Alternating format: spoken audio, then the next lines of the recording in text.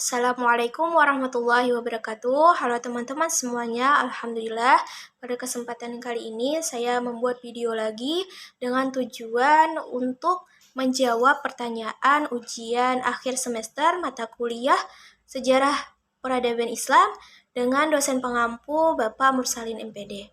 Untuk tahu kelanjutannya, simak videonya sampai habis ya. Yang pertama, pertanyaannya adalah, dalam konteks kebudayaan, mengapa Islam yang dibawa oleh bangsa Arab mampu beradaptasi dengan budaya selain Arab dan perpaduan dua kebudayaan itu mampu mengembangkan sebuah peradaban yang maju? Baik, untuk pertanyaan yang pertama ini, dalam perkembangannya, pertumbuhan peradaban Islam itu dimulai dengan terjadinya perluasan wilayah atau penaklukan wilayah yang terjadi pada masa Khulafaur Rasyidin, pada masa Khalifah dinasti Umayyah, dan pada masa dinasti Abbasiyah. Nah, seiring dengan perluasan wilayah ini, semakin berpotensi pula terjadinya kontak budaya Arab Islam dengan daerah lain yang telah berhasil ditaklukkan oleh orang-orang Islam. Karena saat terjadi penaklukan daerah baru atau daerah yang ingin ditaklukkan yang memiliki kebudayaan yang lebih maju dari daerah asalnya ini kita sebut saja dengan daerah Arab, pasti akan mengakibatkan terjadinya kontak budaya. Puncak peradaban Islam itu disebabkan oleh banyaknya perluasan wilayah yang membuat semakin banyak pula orang-orang yang memeluk agama Islam dengan budaya daerah yang berbeda-beda. Dan mereka pun masih mempertahankan peradaban-peradaban mereka yang termasuk juga budayanya. Sehingga terjadilah akulturasi atau perpaduan dua budaya yang berbeda antara budaya Arab Islam dengan budaya daerah lain yang ditaklukkan oleh orang-orang Islam. Nah, contoh akulturasi yang hingga saat ini dapat dilihat yaitu dari kubah masjid yang merupakan perkawinan antara budaya Arab Islam dengan budaya Sasanid dan Romawi.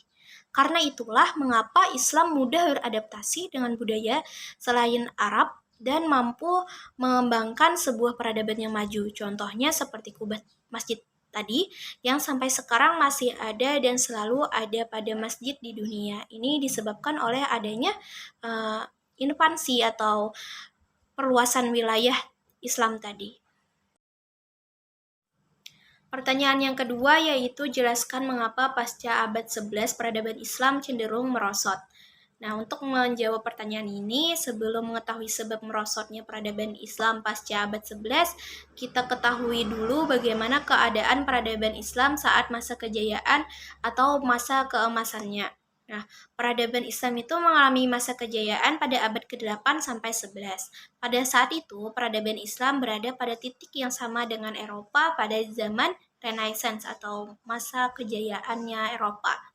Nah, pada abad ke-8 sampai 11 ini disebut masa keemasan dikarenakan banyaknya ilmuwan atau intelektual atau ulama yang bebas mengembangkan aktivitas intelektual tanpa adanya campur tangan dari pemerintah, sehingga mereka bebas menyalurkan segala pemikiran dan filsafatnya serta didukung oleh para pedagang yang mencintai ilmu, yang memberikan dana atau menjadi donatur untuk segala keperluan yang diperlukan oleh para ilmuwan dalam mengembangkan intelektualnya.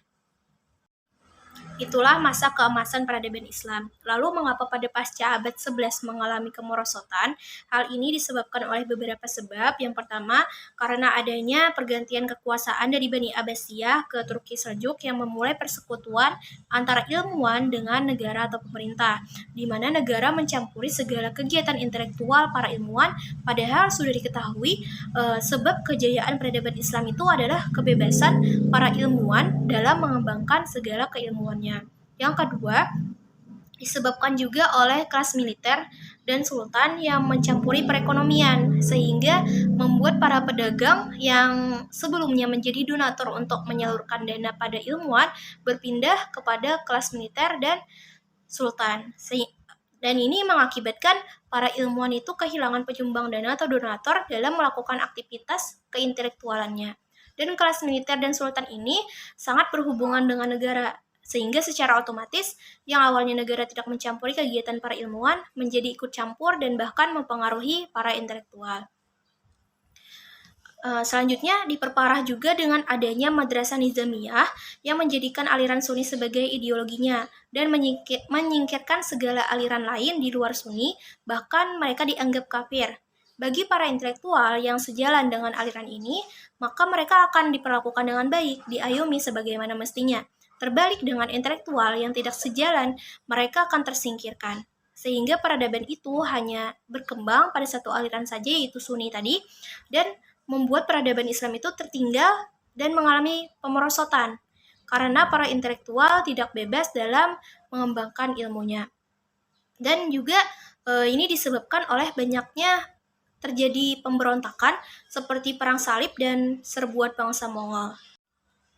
Kemerosotan peradaban Islam semakin diperparah dengan adanya kerajaan atau kesultanan Islam selanjutnya yang melanjutkan apa yang dilakukan oleh Turki Seljuk, yaitu melakukan persekutuan antara intelektual atau ulama dengan negara atau pemerintah.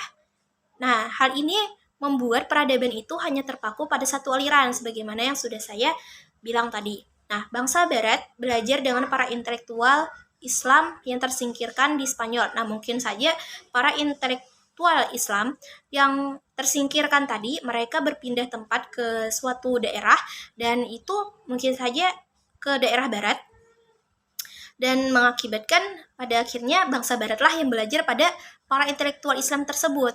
Nah, karena hal itu bangsa Barat berada pada masa kejayaan atau peradaban Renaissance.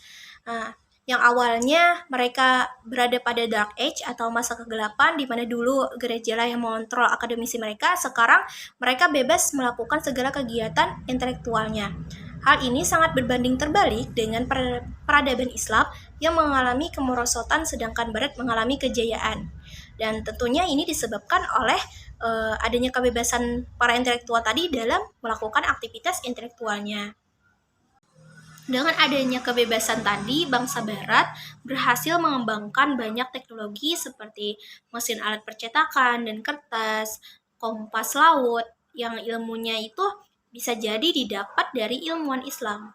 Berbeda dengan peradaban Islam yang hanya terfokus pada mesiu, sehingga peradaban Islam mengalami ketertinggalan dari orang Barat. Karena orang Barat itu tadi telah bisa mencetak banyak buku dengan percetakan yang telah dikembangkannya, dan dengan kompas laut yang memudahkan untuk melakukan perjalanan jauh, walaupun hal itu berujung pada terjadinya kolonialisme Barat yang pernah dirasakan oleh bangsa Indonesia. Jadi, hal yang menjadi sebab utama merosotnya peradaban Islam itu disebabkan oleh persekutuan antara ilmuwan dengan negara, di mana tidak ada lagi kebebasan para ilmuwan dalam melakukan kegiatan intelektualnya karena dicampuri oleh negara berdasarkan atas kepentingan negara itu sendiri. Selanjutnya pertanyaan yang ketiga dan merupakan pertanyaan terakhir dari ujian akhir semester pada mata kuliah Sejarah Peradaban Islam dengan pertanyaan, apakah peradaban Islam mempengaruhi perkembangan ilmu matematika? Jelaskan seperti apa bentuk pengaruhnya. Nah, untuk pertanyaan nomor 3 ini jawabannya, peradaban Islam sangat memberikan pengaruh terhadap perkembangan ilmu matematika. Sebagaimana sudah dijelaskan, sudah disinggung juga, pada masa kejayaan itu peradaban Islam, para intelektual atau ilmuwan atau ulama bebas melakukan segala bentuk kegiatan intelektualnya tanpa ada campur tangan dari negara atau pemerintah. Nah, dan ilmuwan ini mendapat sumber dana untuk kegiatannya itu dari para pedagang yang mencintai ilmu. Sehingga ilmuwan itu bebas dalam mengembangkan segala ilmu, pikiran, serta filsafatnya. Dan disebutkan pula bahwasanya pada masa kejayaan ini peradaban Islam berada pada tingkat yang sama dengan Eropa pada zaman Renaissance atau pada masa kejayaan peradaban Eropa yang banyak memunculkan kalimat-kalimat matematika. Karena kebebasan tadi, akhirnya banyak bermunculan ilmuwan dan filsuf yang melahirkan ilmu dalam berbagai bidang. Nah, termasuk pula dalam bidang matematika seperti ilmuwan Al-Khwarizmi, penemu algoritma dan aljabar. Beliaulah yang menemukan angka 0. Beliau dijuluki sebagai Bapak Algoritma atau Bapak Matematika. Dan penemuan beliau ini menjadi ilmu yang diajarkan dalam matematika sampai sekarang ini. Bahkan para ahli ilmu aljabar dunia menyebutkan bahwasanya Al-Khwarizmi ini adalah sebagai salah satu ilmuwan muslim terbesar dan terbaik pada masanya. Dengan adanya ilmu Al-Khwarizmi ini sudah membuktikan bahwasanya peradaban Islam itu sangat mempengaruhi perkembangan ilmu matematika dalam bentuk penemuan-penemuan ilmu yang pada saat ini menjadi materi dalam pembelajaran matematika. Contohnya saja seperti algoritma dan aljabar yang ditemukan oleh Al-Khwarizmi itu tersebut.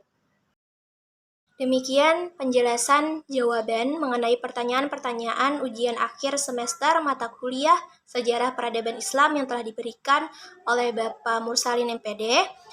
Mohon maaf apabila banyak kesalahan dari video ini. Terima kasih telah menonton. Akhirul kalam. Assalamualaikum warahmatullahi wabarakatuh.